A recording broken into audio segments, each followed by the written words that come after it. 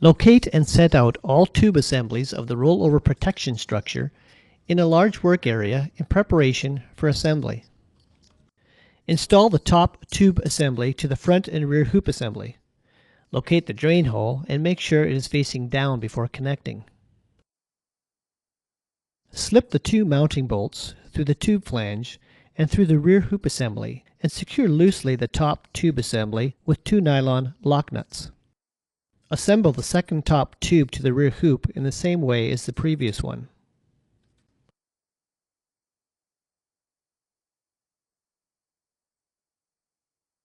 Set both left and right front brace assemblies to the front of the ROPS structure.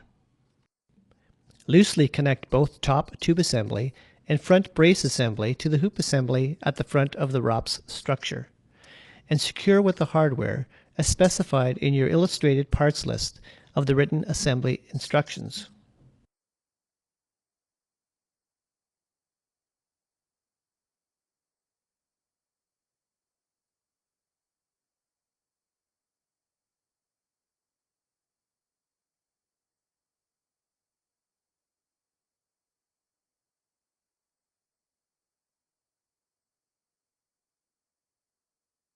Note how the left and right front brace assemblies are toeing in at the front of the structure. Assemble the front tube assembly between the left and right brace assemblies with the drain hole facing down. Secure with the specified hardware. The mounting hardware at the front brace assemblies require the tube flange at the mounting bolt heads.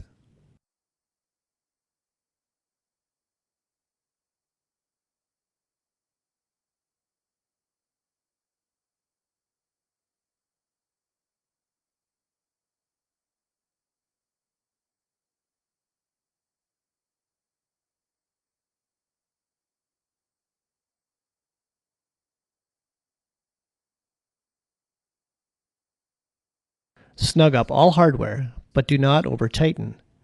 There should still be some room for movement at the joints to allow some adjustment for squaring up when mounted to the vehicle.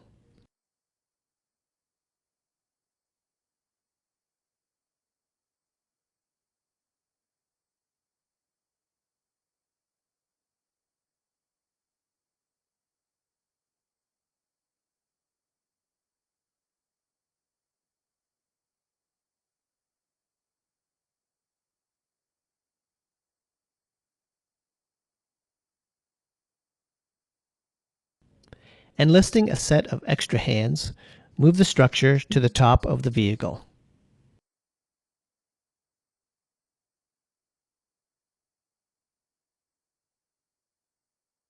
Set it so that the left and right front brace assembly mounting plates rest on the front bumper and up against the upper body. Let the front and rear hoop assembly mounting plates rest naturally in position at the side of the vehicle for now. They will eventually be squared up later. At the front of the vehicle, temporarily secure the left and right front brace at the front bumper using a set of clamps. Try to center these braces by eye for now, using the headlights as a reference. This will be more accurately done later on in the assembly. Using a level, square up the rear hoop on each side of the vehicle and clamp into position. When clamping, make sure the hoop is also pushed in and up against the bumper as much as possible.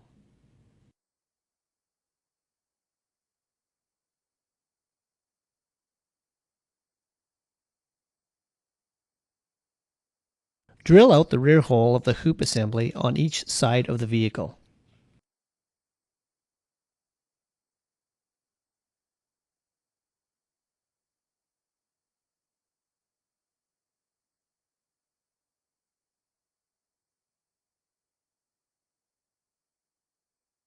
Remove the ROPS structure from the vehicle and place back to an open floor space in your shop area.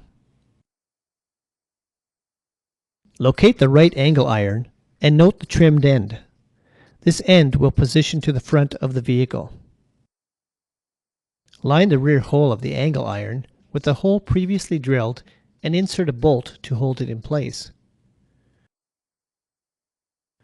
Clamp the front of the angle iron, pushing it up tightly against the bumper.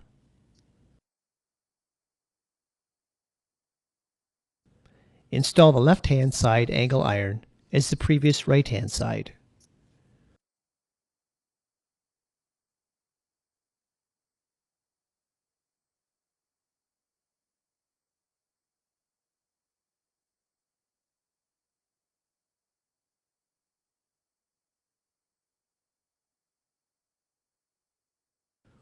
Place a fender washer 1/8 inch back from the angle iron at the front of the vehicle and drill a 1/4 inch hole through the rubber bumper.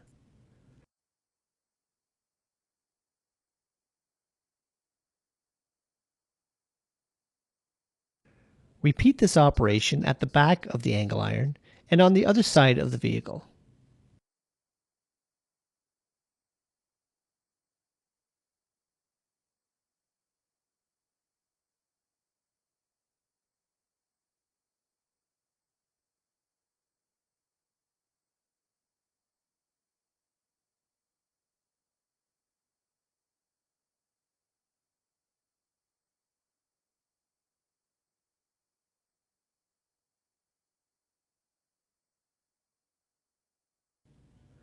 Place out the 1/4 inch bolt, 2 fender washers, and a nylon lock nut to each location. Refer to your illustrated parts manual for correct hardware identification. Install to each hole, securing tightly.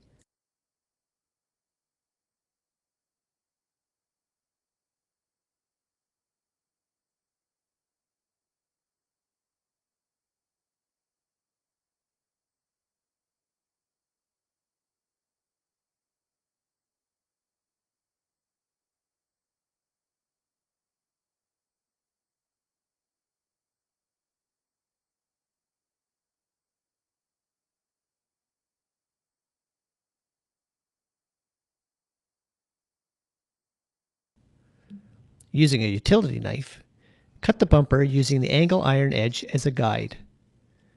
Cut the bumper at all 4 locations around the vehicle.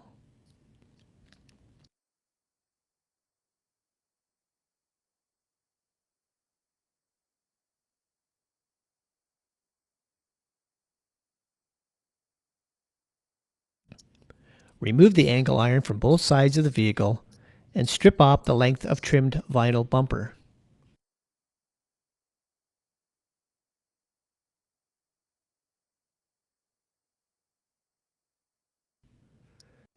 Drill out and remove all body rivets that are located under the removed vinyl bumper.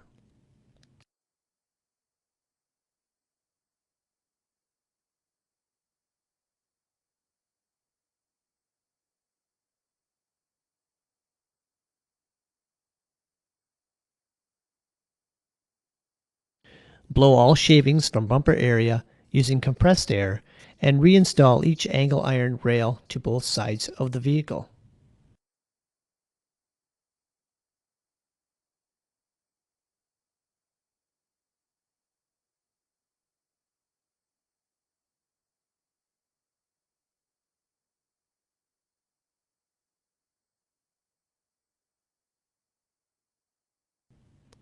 Drill out each of the 4 1/2-inch holes located at the 4 corners of the vehicle, where the main hoop assembly attaches to the upper body.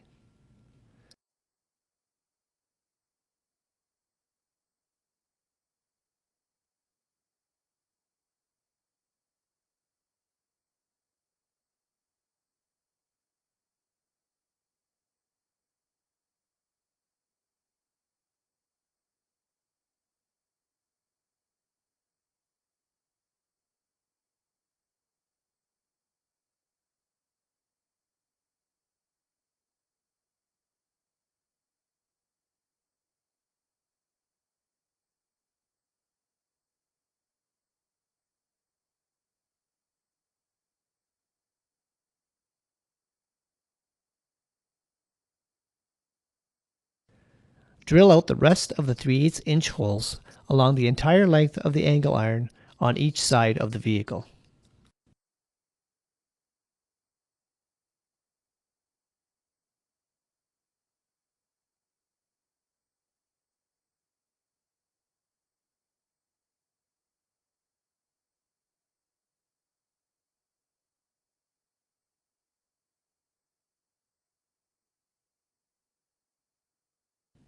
Once again, remove the angle iron from the vehicle and using compressed air blow away all debris from along the bumper area.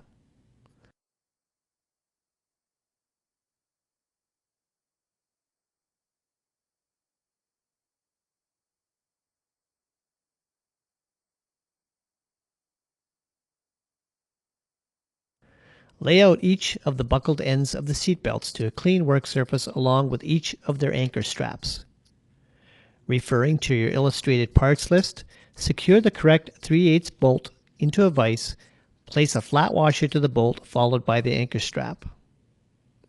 Attach the belt end to the top of the anchor strap. Orient it with the bend in the mounting plate facing up. Install a flat washer and nylon lock nut. Place a drift punch through the other hole in the anchor strap and down into the vise. This will secure it while tightening down the nylon lock nut. Secure the nylon lock nut and torque to specifications. Refer to the written instructions supplied with the kit for details. Raise the driver's seat and using the supplied template, trace and cut out a section in the corner of the upper body. Insert the seatbelt assembly anchor strap end through the previously cut hole in the upper body and navigate it to the 12th hole back from the front of the vehicle. Pry the body apart and insert one of the angle iron mounting bolts through the hole of the anchor strap to temporarily secure the belt in position. Trim out the corner on the opposite side of the upper body and insert the seatbelt between the upper and lower body. Once again, attach the anchor strap at the 12th hole back from the front, inserting a second angle iron mounting bolt.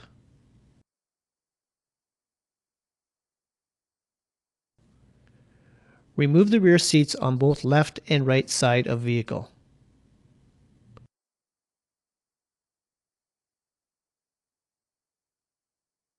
Mark and locate a square hole 2 inches high by 5 inches long, 1/2 inch from the edge of the sunken portion of the plastic. Repeat this procedure on the opposite side of the vehicle.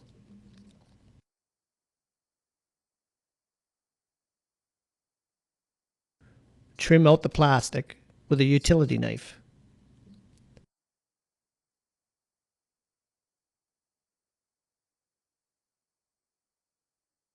Insert the rear seat belt assembly with the buckle end through the cut-out area and attach the anchor strap between the upper and lower body.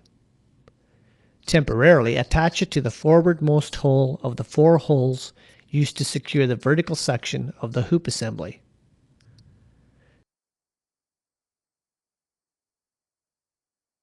Trim and repeat for the other side of the vehicle, attaching the belt again to the forwardmost hole of the 4 holes used to secure the vertical section of the hoop assembly. Apply silicone between the upper and lower body at each mounting bolt location around the vehicle.